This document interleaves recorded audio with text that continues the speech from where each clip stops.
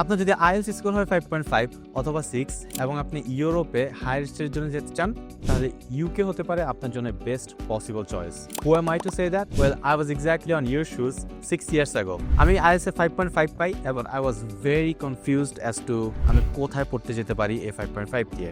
So I ended up retaking IELTS, scored 6.5 and eventually moved to Canada. Why am I sharing this?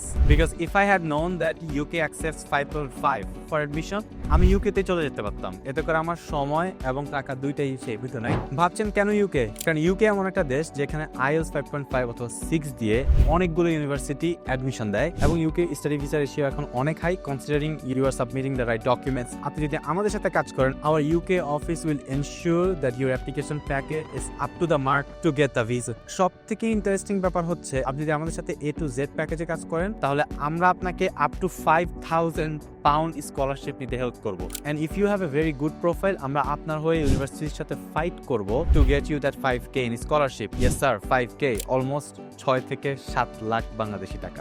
তার সাথে obviously ইউকেতে study করলে পাচ্ছেন part time job opportunities, পড়াশোনা শেষে 2 বছরের ওয়ার্ক ভিসা। এতক্ষণ তো আমরা অ্যাডভান্টেজ নিয়ে কথা বললাম, এখন দুইটা প্রাইমারি ডিসঅ্যাডভান্টেজ নিয়ে কথা বলি। ইউকেতে স্টাডি ভিসাতে যদি আপনি যেতে চান, তাহলে আপনার অ্যাটলিস্ট 20 থেকে 25 লাখ টাকার একটা ফাইন্যান্সিয়াল প্ল্যানিং লাগবে।